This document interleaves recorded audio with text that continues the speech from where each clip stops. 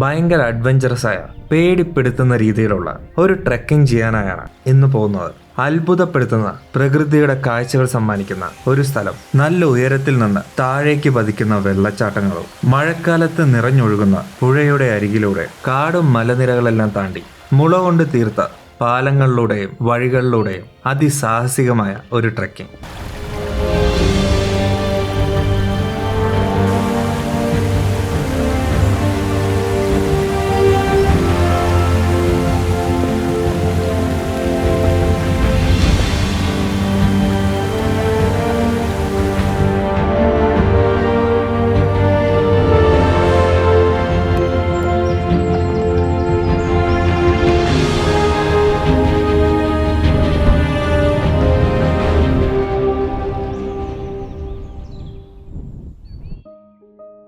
രാവിലെ 5:30 എഴുന്നേറ്റ് പുറത്തേക്കൊന്ന് നോക്കിയപ്പോൾ നല്ല വെളിച്ചം. മൊബൈലിൽ നോക്കിയപ്പോൾ സൺറൈസിൻ്റെ സമയം കാണിച്ചത് 4:45. രാത്രി മുഴുവൻ നല്ല മഴയായിരുന്നു. കബ്രിവാർ എന്നൊരു റിസോർട്ടിലായിരുന്നു ഇന്നലെ സ്റ്റേ ചെയ്തത്. ഡീറ്റെയിൽസ് ഡിസ്ക്രിപ്ഷനിൽ കൊടുക്കാം. കുറച്ച് ഫൂട്ടേജസ് മിസ്സായ കൂട്ടത്തിൽ ഈ റിസോർട്ടിലെ ഫൂട്ടേജുകൾ ഉണ്ടായിരുന്നു. ബ്രേക്ക്ഫാസ്റ്റ് കഴിച്ച് നേരെ അടുത്ത ലൊക്കേഷനിലേക്ക് ഇറങ്ങി. ഇപ്പോഴും നല്ല മഴയാണ്. ഇന്നൊരു ട്രെക്കിങ്ങിനാണ് പോകുന്നത്. ഈ മഴ കാരണം ഇന്നത്തെ ട്രെക്കിംഗ് നടക്കുമോ എന്നറിയില്ല. രാവിലെ ഹോട്ടലിൽ നിന്ന് ചെക്കൗട്ട് ചെയ്യുന്നതിന് മുമ്പായി നമ്മുടെ ഗൈഡായ ഹെപ്പ് അവിടെ വിളിച്ചു ചോദിച്ചിരുന്നു. ആ സ്ഥലം ഇന്ന് ക്ലോസ് ചെയ്തിട്ടില്ല, ചെറിയൊരു മഴയാണെങ്കിൽ പ്രശ്നമൊന്നും ഉണ്ടാവില്ല എന്നാണ് ഹെപ്പ് പറയുന്നത്. ഏകദേശം 1.5 മണിക്കൂർ കഴിഞ്ഞപ്പോൾ മഴ കുറഞ്ഞു. നല്ല കോടമഞ്ഞാണിപ്പോൾ. മേഘാലയയിലുള്ള ഏതൊക്കെയോ ചെറിയ ചെറിയ ഗ്രാമങ്ങൾക്കിടയിലൂടെയുള്ള വഴികളിലൂടെയാണ് ഈ പോയിക്കൊണ്ടിരിക്കുന്നത്. കുറച്ചു ദൂരം കൂടി മുന്നോട്ട് പോയപ്പോൾ മഴയും കോടമഞ്ഞെല്ലാം മാറി. സ്റ്റേ ചെയ്ത റിസോർട്ടിൽ നിന്ന് ഏകദേശം 1.5 മണിക്കൂറിൻ്റെ ഡ്രൈവ് ഉണ്ട് ആ ട്രെക്കിംഗ് ചെയ്യുന്ന സ്ഥലത്തേക്ക്. ഇന്നലെ നടന്നൊരു ലാൻഡ് സ്ലൈഡാണത്. ഈ ഭാഗത്തെല്ലാം മഴ പെയ്താൽ നിറയെ ലാൻഡ് സ്ലൈഡുകൾ ഉണ്ടാവാറുണ്ട്. ഇതെല്ലാം കാണുമ്പോൾ ചെറിയൊരു പേടി മനസ്സിൽ തോന്നുന്നുണ്ട്. എന്ന് ചെയ്യാൻ പോകുന്ന ട്രെക്കും ഇവിടുത്തെ ഏറ്റവും അഡ്വഞ്ചറസ് ട്രെക്കിങ്ങുകളിലൊന്നാണ്. മഴ ഒരു പ്രശ്നം തന്നെയാണ്. നല്ല മഴ പെയ്താൽ അവിടെ വഴുക്കൽ കൂടും. മുള കൊണ്ട് കെട്ടിയ വഴികളിലൂടെയാണ് കൂടുതലും നടക്കേണ്ടത്. മഴ പെയ്യുന്ന സമയത്ത് മുളയിൽ ഗ്രിപ്പ് കിട്ടില്ല, പെട്ടെന്ന് വീഴാൻ സാധ്യതയുണ്ട്. പക്ഷേ ഹെപ്പ് നമ്മളെ കൊണ്ട് ആ ട്രെക്കിംഗ് ചെയ്യിപ്പിച്ചേ അടങ്ങൂ എന്നൊരു വാശിയിലാണ്. ഹെപ്പ് തരുന്ന ധൈര്യത്തിൻ്റെയും ഉറപ്പിൻ്റെയും പുറത്താണ് ഞാൻ ഇന്ന് ആ സ്ഥലത്തേക്ക് പോകുന്നത്. വഴിവക്കിൽ കാണുന്ന ചെടികളല്ല മുളകളാണ്. അതിനിടയിലൂടെയുള്ള ചെറിയൊരു വഴി. പലയിടങ്ങളിലായി ചെറിയ ചെറിയ വെള്ളച്ചാട്ടങ്ങളും കാണുന്നുണ്ട്. ഹൈവേയിൽ നിന്ന് ഈ റോഡിലേക്ക് കയറിയപ്പോൾ നെറ്റ്വർക്ക് മുഴുവൻ പോയി. നമ്മൾ ഇന്ന് പോകുന്നത് മേഘാലയയിലെ കാസി ഹിൽസിലുള്ള മൗറിംഗ്ഖങ് ബാംബു ട്രെക്കിംഗ് ചെയ്യാനാണ്. വാക്കേൻ വില്ലേജിൽ നിന്നാണ് ട്രെക്ക് സ്റ്റാർട്ട് ചെയ്യുന്നത്. ഏകദേശം 1.77 കിലോമീറ്റർ ദൂരമാണ് ട്രെക്കിംഗ് ചെയ്യാനുള്ളത്. അറിഞ്ഞിടത്തോളം അത്ര എളുപ്പമല്ല ഈ ട്രെക്ക്, പ്രത്യേകിച്ചും മഴ പെയ്യുന്ന സമയത്ത്. രാവിലെ 10:30 എൻട്രി ടിക്കറ്റുമായി ട്രെക്കിംഗ് ആരംഭിച്ചു. ഒരാൾക്ക് 100 രൂപയാണ് ടിക്കറ്റ്. 50 രൂപ പാർക്കിംഗ് ഫീസും ഉണ്ട്. ഇന്ന് ഈ സമയം വരെ വേറെ ടൂറിസ്റ്റുകളാരും ഇവിടെ എത്തിയിട്ടില്ല എന്നാണ് അറിയാൻ കഴിഞ്ഞത്. മഴയാവാം അതിനുള്ള കാരണം. രാവിലത്തെ അത്ര മഴ ഇപ്പം ഇല്ല, ചെറിയൊരു ചാറ്റൽ മഴയേ ഉള്ളൂ. ഇവിടുത്തെ ലോക്കൽസ് ഉണ്ടാക്കിയെടുത്ത ഒരു ട്രെക്കിംഗ് സ്പോട്ടാണത്. സാധാരണ ഒരു മലകയറ്റമല്ല, ബാംബു ബ്രിഡ്ജസ് ഉപയോഗിച്ച് മലകളെ തമ്മിൽ ബന്ധിപ്പിച്ച് പുഴയും വെള്ളച്ചാട്ടങ്ങളും കാടിനിടയിലൂടെ എല്ലാം ഒരുക്കിയിരിക്കുന്ന 1.25 കിലോമീറ്റർ ദൂരമുള്ള ഒരു അഡ്വഞ്ചറസ് ട്രെക്കിംഗ്. ആദ്യം താഴേക്കാണ് നടക്കേണ്ടത്. അവിടെ ഒരു റിവർ ഉണ്ട്, വാറിയു റിവർ എന്നോ മറ്റാണ് റിവറിന്റെ പേര്. കാടും വെള്ളച്ചാട്ടങ്ങളും ക്ലിഫ് എല്ലാം താണ്ടി വേണം ഈ ട്രെക്കിങ്ങിന്റെ ഫൈനൽ പോയിന്റായ മൗറിംഗ്ഖങ് ഹില്ലിന് മുകളിലെത്താൻ. അങ്ങ് താഴെയായി ആ റിവർ കാണുന്നുണ്ട്. മഴക്കാലത്ത് ഭയങ്കര ബുദ്ധിമുട്ടാണ് ഈ ട്രെക്കിംഗ് കംപ്ലീറ്റ് ചെയ്യാൻ. സമ്മറിലും വിന്ററിലെല്ലാമാണ് കൂടുതൽ ആളുകളും ഇവിടെ വരാറ്. മഴക്കാലത്ത് കുറച്ച് ബുദ്ധിമുട്ട് സഹിച്ചാൽ ഏറ്റവും ഭംഗിയുള്ള കാഴ്ചകളാണ് ഇവിടെ കാണാൻ കഴിയുക. പോകുന്ന വഴിയിൽ ചെറുതും വലുതുമായ കുറെ വെള്ളച്ചാട്ടങ്ങൾ കാണാൻ കഴിയും. മഴക്കാലത്ത് മാത്രം കാണാൻ കഴിയുന്ന ഒരു കാഴ്ചയാണത്. നല്ല മഴയാണെങ്കിൽ ഇവിടെ ട്രെക്കിംഗ് അനുവദിക്കില്ല. പോകുന്ന വഴിയിലായി ഈ കാണുന്ന പോലുള്ള മുള കൊണ്ട് പണിതീർത്ത കുടിലുകളുണ്ട്. ഈ ഒരു സ്ഥലത്തെത്തിയപ്പോൾ കുറച്ചു നേരം ഞാൻ അവിടെ നിന്നു. ഇതുപോലുള്ള കാഴ്ച കണ്ടാൽ പെട്ടെന്ന് അവിടെ നിന്ന് നടന്നു പോകാൻ തോന്നില്ല. വഴിയിലെല്ലാം ഇതുപോലെ മുള കൊണ്ടുണ്ടാക്കിയ ഡസ്റ്റ്ബിൻസ് വെച്ചിട്ടുണ്ട്. ഹെപ്പ് കുറെ ദൂരം മുന്നോട്ട് പോയി അവിടെ പിന്നെ നമുക്ക് വേണ്ടി വെയിറ്റ് ചെയ്തങ്ങ് നിൽക്കും. ആഴ്ചയിൽ കുറഞ്ഞത് ഒരു തവണയെങ്കിലും ഹെപ്പ് ഈ ട്രക്ക് ചെയ്യാറുണ്ട്. ഇപ്പോഴും ചെറിയൊരു ചാറ്റൽ മഴയുണ്ട്. നമ്മുടെ ഗൈഡ് അങ്ങ് സ്പീഡിൽ താഴേക്ക് നടന്നുപോയി. 10 മിനിറ്റ് നടന്ന് മൂപ്പരവിടെ നിൽക്കും, ഞാൻ എത്തുന്നവരെ വെയിറ്റ് ചെയ്തുകൊണ്ട്. ഈ മഞ്ഞും മഴയും അങ്ങ് ദൂരെയായി കാണുന്ന പുഴയുടെ കാഴ്ചകളും വെള്ളച്ചാട്ടങ്ങളെല്ലാം കണ്ട് ഒരു ദിവസമെങ്കിലും ഇവിടെ താമസിക്കാൻ പറ്റിയെങ്കിൽ. ഇവിടുത്തെ മറ്റൊരു പ്രത്യേകത, ഇവിടെ തീരെ നെറ്റ്വർക്ക് ഇല്ല. ഇതുപോലുള്ള യാത്രകളിൽ അത് ശരിക്കും ഒരു അനുഗ്രഹം തന്നെയാണ്. നേരത്തെ പറഞ്ഞ പോലെ ഹെപ്പ് ആ കോർണറിൽ എന്നെയും കാത്തു നിൽപ്പുണ്ട്. എന്നെ കണ്ടപ്പോൾ പുള്ളിക്കാരൻ വീണ്ടും മുന്നോട്ട് നടന്നു തുടങ്ങി.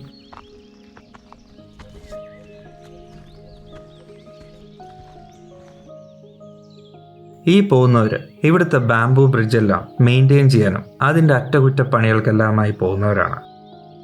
വാക്കൻ വില്ലേജിൽ നിന്ന് നടന്നു തുടങ്ങി താഴെ റിവറിനടുത്തെത്തി. ഇവിടെ നിന്നാണ് ആദ്യത്തെ ബാംബു ബ്രിഡ്ജ് സ്റ്റാർട്ട് ചെയ്യുന്നത്. റിവറിൻ്റെ മറുകരയിലേക്ക് പോകാനായി നിർമ്മിച്ച ഈ ബ്രിഡ്ജ് കാണാൻ തന്നെ നല്ല ഭംഗിയാണ്. ഞാൻ കണ്ട ഒരു യൂട്യൂബ് വീഡിയോയിൽ ഈ റിവറിലൊന്നും വെള്ളമില്ലായിരുന്നു. പക്ഷെ ഇന്നത്തെ സ്ഥിതി അങ്ങനെയല്ല, വെള്ളം നിറഞ്ഞൊഴുകുകയാണ്. ഈ മുളയെല്ലാം ഡെയിലി അവർ വന്ന് ചെക്ക് ചെയ്യും. സേഫ് ആണെന്ന് ഉറപ്പ് വരുത്തിയിട്ട് മാത്രമേ ടൂറിസ്റ്റുകളെ ട്രെക്കിങ്ങിനായി അനുവദിക്കൂ. ഈ ഗ്രാമത്തിലുള്ളവരുടെ ഒരു വരുമാന മാർഗം കൂടിയാണിത്. മുന്നിലായി റിവർ ക്രോസ് ചെയ്യാൻ വേറൊരു പാലം കൂടി കാണുന്നുണ്ട്. ഇത് പക്ഷെ മുള കൊണ്ടൊന്നും ഉണ്ടാക്കിയതല്ല. ഈ അടുത്ത കാലത്ത് പണി തീർത്ത ഒരു തൂക്കുപാലം പോലുണ്ടത്.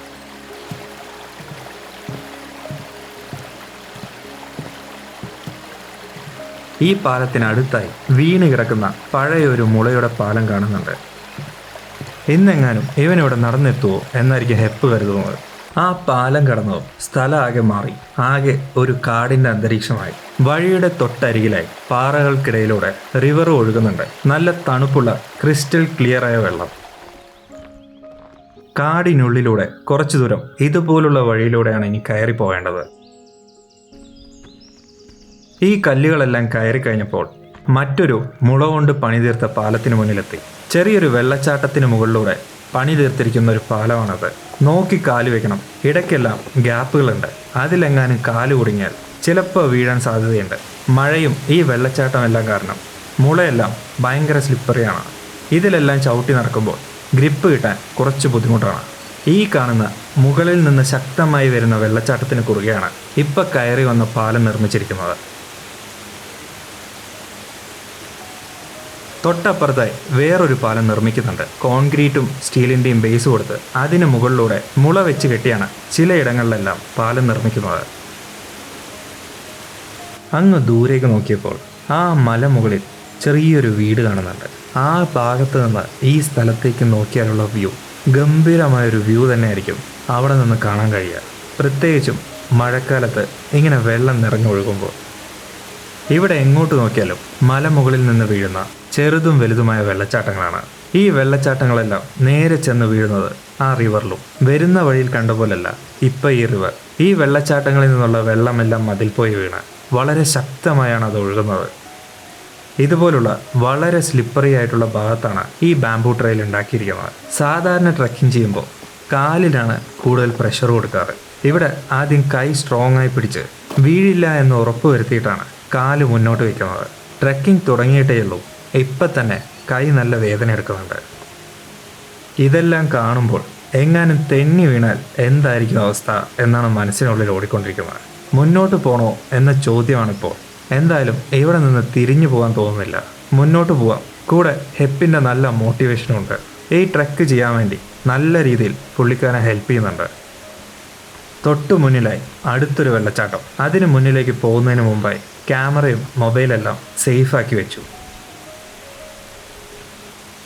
എങ്ങനെയെങ്കിലും നനയാതിരിക്കാനാണ് ശ്രമിച്ചത്. പക്ഷേ ശ്രമം മുഴുവൻ പാഴായി. മൊത്തം നനഞ്ഞു. നല്ല തണുപ്പുമുണ്ട്. ഈ മുളകൾക്കിടയിലൂടെയെല്ലാം വെള്ളം വീണുകൊണ്ടിരിക്കുന്നുണ്ട്. ചെറിയ ചെറിയ വെള്ളച്ചാട്ടങ്ങളാണ്. ഇതിനിടയിലൂടെ നടക്കാൻ ചെറിയൊരു പ്രയാസമുണ്ട്. ചവിട്ടുമ്പോൾ ഗ്രിപ്പ് കിട്ടാനുള്ള ബുദ്ധിമുട്ട്.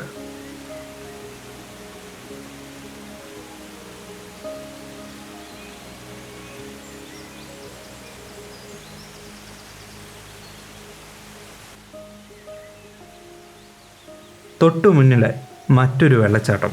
ഇതിനിടയിലൂടെയെല്ലാം നടന്ന് നനഞ്ഞു കുതിർന്നാണ് മുന്നോട്ട് പോകുന്നത്. നന്നായി ക്ഷീണിച്ചു വരുമ്പോൾ ഈ വെള്ളം ദേഹത്ത് വീഴുമ്പോൾ കിട്ടുന്നൊരു സുഖമുണ്ട്. സ്വർഗ്ഗമാണ് സ്വർഗം. കുറേ നേരം അതിന് താഴെ നനഞ്ഞു നിൽക്കണമെന്നെല്ലാം ആഗ്രഹമുണ്ട്. പക്ഷേ ഹെപ്പ് ധൃതി കൂട്ടിക്കൊണ്ടിരിക്കുക. എവിടെയും നടന്നെത്തിയിട്ടില്ല. ഒരുപാട് ലേറ്റായാണ് നടന്നുകൊണ്ടിരിക്കുന്നത്. ഇങ്ങനെ പോയാൽ തിരിച്ചു വരുമ്പോഴേക്കും ഇരുട്ടാവും എന്നാണ് നമ്മുടെ ഗൈഡ് പറയുന്നത്.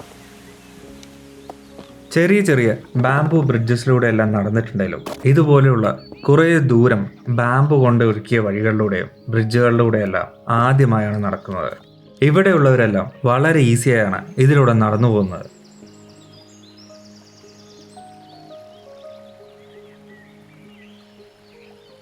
ഈ കാട്ടിലൂടെ ഒഴുകി വരുന്ന വെള്ളമെല്ലാം ധൈര്യമായി കുടിക്കാം. വരുന്ന വഴിയിൽ അധികം കടകളൊന്നും കണ്ടില്ല. കുറേ ദൂരം നടന്നിട്ടാണ് ഒരു കട കാണാൻ കഴിഞ്ഞത്. അത്യാവശ്യം വേണ്ട മാഗിയും സ്നാക്സും ജ്യൂസ് എല്ലാം അവിടെയുണ്ട്. എല്ലാത്തിനും 10-20 രൂപ കൂടുതലായിരിക്കും. അതിനവരെ കുറ്റം പറഞ്ഞിട്ടും കാര്യമില്ല. തണ്ണിമത്തൻ്റെ കൂടെ വെച്ചിരിക്കുന്നത് ഇവിടെ കിട്ടുന്ന നാരങ്ങയാണ്. അതുകൊണ്ട് നാരങ്ങ വെള്ളം ഇവർ ഉണ്ടാക്കി തരും. വളരെ ചെറിയൊരു കപ്പിലാണ് തരുന്നത്. ഭയങ്കര റീഫ്രഷിംഗ് ആയിരുന്നു. കടയുടെ ജനാലയിൽ നിന്ന് കാണാൻ കഴിയുന്നൊരു കാഴ്ചയാണത്. ഇവിടെ ചെറിയൊരു എമൗണ്ട് വാങ്ങിച്ച് നാച്ചുറൽ പൂൾ ട്രെക്കിങ്ങിന് കൊണ്ടുപോകും. അതായത് ഈ വെള്ളം വീഴുന്ന സ്ഥലത്ത് മതിയാവോളം കുളിക്കാം. മഴക്കാലത്ത് ആ ട്രെക്കിംഗ് ക്ലോസ്ഡ് ആണ്. വിൻ്ററിലും സമ്മറിലെല്ലാമാണ് അവർ കൊണ്ടുപോകാറ്. ടിക്കറ്റ് എടുത്ത അവിടെ നിന്ന് കൂടെ കൂടിയതാണ്. വഴികാട്ടിയായി മുന്നിൽ നടക്കുന്നുണ്ട്. നമ്മളൊരു ബ്രേക്ക് എടുത്താൽ കൂടെ അവനും അവിടെ ഇരിക്കും. അവിടുത്തെ കാഴ്ചകളെല്ലാം കണ്ടിരുന്ന് സമയം പോയതറിഞ്ഞില്ല. ഒന്ന് തിരിഞ്ഞു നോക്കിയപ്പോഴേക്കും ഹെപ്പ് അവിടെ നടന്ന് മുകളിലെത്തിയിരിക്കുന്നു. കയ്യിലൊരു കാലി ബോട്ടിലുണ്ടെങ്കിൽ ഈ വെള്ളം നിറച്ച് കുടിക്കാനായി ഉപയോഗിക്കാം. 5 മിനിറ്റ് മുന്നോട്ട് നടന്നു വന്നപ്പോൾ കണ്ട മറ്റൊരു സ്ഥലം. പാറ വെട്ടിയെടുത്ത പോലുണ്ട് ഈ സ്ഥലം കാണുമ്പോൾ. നല്ലവണ്ണം ക്ഷീണിക്കുന്നൊരു ട്രക്കിംഗ് ആണത്. ഇടയ്ക്കിടയ്ക്ക് ബ്രേക്കുകൾ എടുത്തിട്ടാണ് മുകളിലേക്ക് കയറി പോകുന്നത്. അങ്ങനെ പോകുന്നവർക്ക് വിശ്രമിക്കാനായുള്ള സ്ഥലങ്ങൾ ഒരുക്കാനും അവർ മറന്നിട്ടില്ല.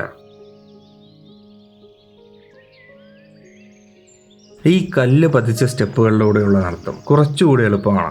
ഇതുപോലെ മുളയുടെ ഭാഗങ്ങൾ വരുമ്പോഴാണ് ശരിക്കും ബുദ്ധിമുട്ടുന്നത്. ചില ഭാഗങ്ങളിലെല്ലാം നല്ല താഴ്ചയുള്ള സ്ഥലങ്ങൾക്ക് മുകളിലായാണ് ഈ മുളയുടെ പാലം കെട്ടിവെച്ചിരിക്കുന്നത്.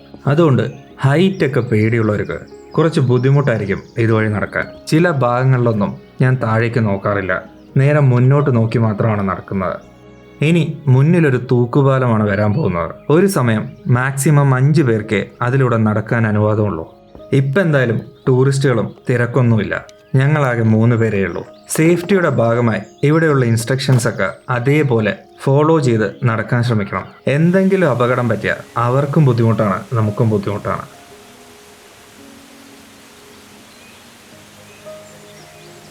നടന്ന് നടന്ന് കുറെ ഉയരത്തിലെത്തി. ട്രക്കിങ്ങിന്റെ തുടക്കത്തിൽ അടുത്ത് കണ്ടിരുന്ന റിവറിൽ നിന്ന് നല്ല ഉയരത്തിലാണ് ഇപ്പം നിൽക്കുന്നത്. കുറച്ചു നേരമായിട്ട് നമ്മുടെ ഗൈഡായ ഹെപ്പിനെ മുന്നിൽ കാണുന്നില്ല. ആ തൂക്കുപാലത്തിന് ശേഷം പുള്ളിക്കാരൻ സ്പീഡിൽ അങ്ങോട്ടോ പോയി. ഞാനാണെങ്കിൽ ഇടയ്ക്ക് കുറെ ഫോട്ടോസും വീഡിയോസും എല്ലാം എടുക്കാനായി നിന്നാണ് വരുന്നത്. എന്തായാലും ബോറടിച്ച് മുന്നിൽ എവിടെയെങ്കിലും വെയിറ്റ് ചെയ്ത് നിൽപ്പുണ്ടാവും. വരുന്ന വഴിയിൽ കണ്ട 2ാമത്തെ കടയാണിത്. ഈ കടക്കാരനുമായി സംസാരിച്ചിരിക്കാൻ വേണ്ടിയാണ് ഹെപ്പ് ഓടി വന്നത്. കടയുടെ പുറകിലായി ഒരു വ്യൂ പോയിന്റ് ആണ്. കടയിൽ നിന്ന് എഴുന്നേറ്റ് ഹെപ്പ് ഇവിടെ വന്നു നിന്നു. അങ്ങോട്ട് വിളിക്കുന്നുണ്ട്. അവിടെ എന്താണെന്ന് പോയി നോക്കിയിട്ട് വരാം. അങ്ങ് ദൂരെയായി ആ കൊടികളെല്ലാം കാണുന്ന സ്ഥലത്താണ് നടന്നെത്തേണ്ടത്. ഒറ്റയ്ക്ക് നിൽക്കുന്ന വലിയൊരു കുന്നാണത്. ആ സ്ഥലം കാണുന്നതിനൊപ്പം ഇതിന് പിന്നിലുള്ള മിത്ത് കൂടി ഹെപ്പ് പറഞ്ഞു തന്നു. പണ്ട് കല്ലുകൾ തമ്മിൽ വലിയൊരു യുദ്ധം നടന്നു. അതിൽ ആ കാണുന്ന മൗറിൻഖാൻ യുദ്ധത്തിൽ ജയിക്കുകയും കല്ലുകളുടെ രാജാവായി മാറുകയും ചെയ്തു. ശ്രദ്ധിച്ചു നോക്കുകയാണെങ്കിൽ ഈ മലകൾക്കിടയിലുള്ള ഒരൊറ്റ കല്ലാണ് മൗറിൻഖാൻ. മൗറിൻഖാൻ മറ്റു രാജ്യത്തിൽ നിന്നുള്ള തിയാങ് എന്നൊരു ലേഡി റോക്കുമായി പ്രണയത്തിലായി. എന്നാൽ മൗ പാറ്റോർ എന്നൊരു റോക്കിനും തിയാങ് എന്ന റോക്കിനോട് പ്രണയമുണ്ടായിരുന്നു. അങ്ങനെ മൗറിൻഖാങ്ങും മൗ പാറ്റോറും തമ്മിൽ ടിയാങ് എന്ന ലേഡി റോക്കിന് വേണ്ടി മാരകമായ ഒരു യുദ്ധം നടന്നു എന്നാണ് പറയപ്പെടുന്നത്. ആ യുദ്ധത്തിൽ മൗറിൻഖാങ് റോക്കിന്റെ കൈ നഷ്ടപ്പെട്ടു എന്നാണ് പറയപ്പെടുന്നത്. ഇതെല്ലാം ഇവിടുത്തെ ആളുകൾ വിശ്വസിച്ചു വരുന്ന ഒരു മിത്താണ്. കാസി കമ്മ്യൂണിറ്റിക്ക് പ്രത്യേകിച്ച് ദൈവങ്ങളോ അമ്പലങ്ങളൊന്നുമില്ല. ഈ കാണുന്ന പ്രകൃതിയാണ് അവരുടെ ദൈവം. പ്രകൃതിയാണ് അവർ ആരാധിച്ചു വരുന്നത്.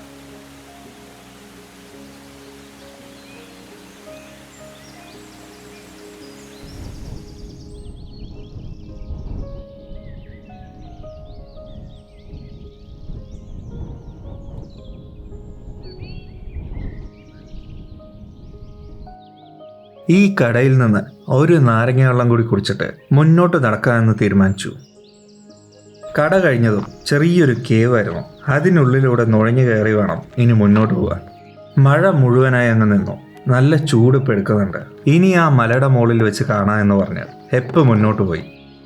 ഇതുവരെ ആകെ 2 കടയെ ഇവിടെ കാണാൻ കഴിഞ്ഞുള്ളൂ. അത്യാവശ്യം വേണ്ട വെള്ളം കയ്യിൽ എന്തായാലും കരുതണം. ഒരുപാട് ക്ഷീണിക്കുന്ന ഒരു ട്രക്കാണത്.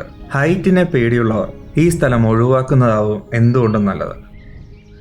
മഴക്കാലത്താണെങ്കിൽ നല്ല ഗ്രിപ്പുള്ള ഷൂ എന്തായാലും വേണം. ഞാൻ ഉപയോഗിക്കുന്ന ഷൂവിലുള്ള ഗ്രിപ്പ് കാരണമാണ് പലയിടത്തും വീഴാതെ രക്ഷപ്പെട്ടത്. ചവിട്ടിയിടത്ത് തന്നെ നിൽക്കുന്നുണ്ട്. 1-2 സ്ഥലങ്ങളിൽ ബാംബു ബ്രിഡ്ജിൽ ചവിട്ടിയപ്പോൾ സ്ലിപ്പായെങ്കിലും ഗ്രിപ്പ് നല്ലതായ കാരണം അതിനടുത്തുള്ള ബാംബുവിൽ തന്നെ അത് ലോക്ക് ചെയ്തു. അത് കാരണം വീഴാതെ രക്ഷപ്പെട്ടു. ഇനി ഒരു 15 മിനിറ്റിൽ അവിടെ എന്തായാലും എത്തിപ്പെടാൻ കഴിയും. സമയം 1 മണിയായി. രാവിലെ ബ്രേക്ക്ഫാസ്റ്റ് കഴിച്ചാണ്. അതിനിടയ്ക്ക് ഒന്നും കഴിച്ചിട്ടില്ല. വിശപ്പിനേക്കാൾ കൂടുതൽ ദാഹമാണ് ഇതുവഴി നടക്കുമ്പോൾ. ഇതുവഴി ഞങ്ങളെ കൂടാതെ ആകെ 2 ടൂറിസ്റ്റുകളെ മാത്രമാണ് ഈ നടത്തത്തിനിടയിൽ കാണാൻ കഴിഞ്ഞത്.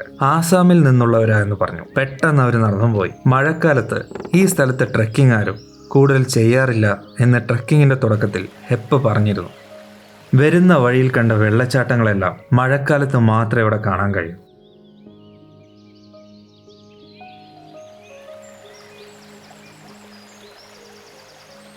ഈ ട്രെക്കിങ്ങിന്റെ തുടക്കത്തിൽ കണ്ട പോലെ ഒരു ബാംബു ബ്രിഡ്ജ് ഇവിടെയുണ്ട്. ഒരു സമയം മാക്സിമം 5 പേരെ ഇതിലൂടെ നടക്കാൻ പാടൂ എന്ന് വാർണിംഗ് ബോർഡ് വെച്ചിട്ടുണ്ട്. ഇതൊരു വെള്ളച്ചാട്ടത്തിന് കുറുകെ നിർമ്മിച്ച ഒരു പാലമാണ്. ഒന്ന് താഴത്തേക്ക് നോക്കിയപ്പോഴാണ് മനസ്സിലായത്, നല്ല ഉയരത്തിലാണ് ഈ പാലം നിർമ്മിച്ചിരിക്കുന്നത്. ഈ പാലത്തിൻ്റെ നടുവിലെത്തുമ്പോഴാണ് വെള്ളച്ചാട്ടത്തിൻ്റെ ഭംഗി നന്നായി ആസ്വദിക്കാൻ കഴിയുന്നത്. ഒരു തൂക്കുപാലത്തിന് മുകളിലൂടെ നടക്കുമ്പോൾ കിട്ടുന്ന അതേ ഒരു ഫീലാണ് ഈ പാലത്തിലൂടെ നടക്കുമ്പോൾ. ചെറിയൊരു ഇളക്കമുണ്ട്.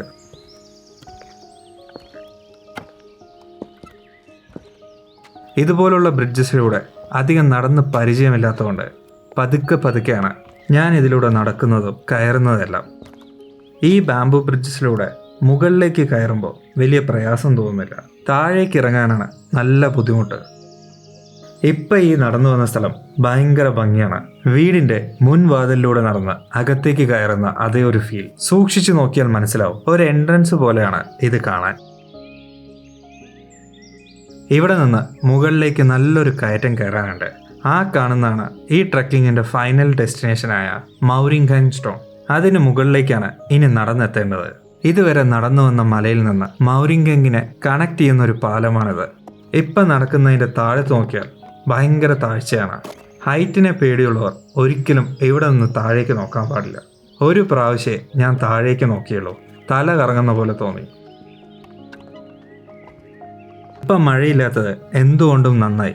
മഴ എങ്ങാനും പെയ്യുന്നുണ്ടെങ്കിൽ ഭയങ്കര കഷ്ടപ്പാടാണ് ഇതുവഴിയുള്ള കയറ്റം കയറാൻ.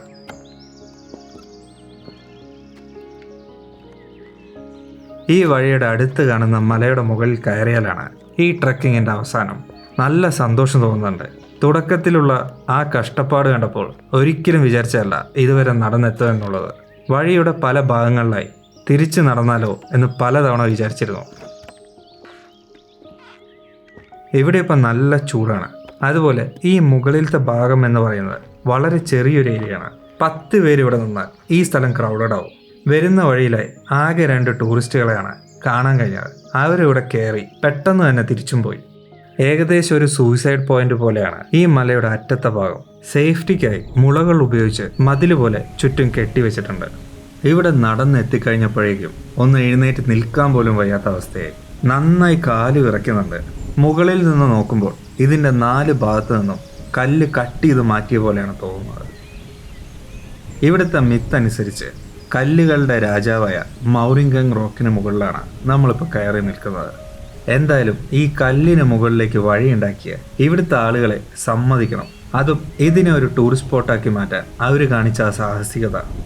ഈ റോക്കിൻ്റെ അറ്റത്ത് നിന്ന് താഴേക്ക് നോക്കുമ്പോൾ കാണാൻ കഴിയുന്ന കാഴ്ചയാണത്. മുഴുവൻ വഴിയും മുള കൊണ്ട് പണി തീർക്കുക, അത് ഡെയിലി മെയിൻറ്റെയിൻ ചെയ്യുക. ഇതൊന്നും അത്ര എളുപ്പമുള്ള കാര്യമല്ല.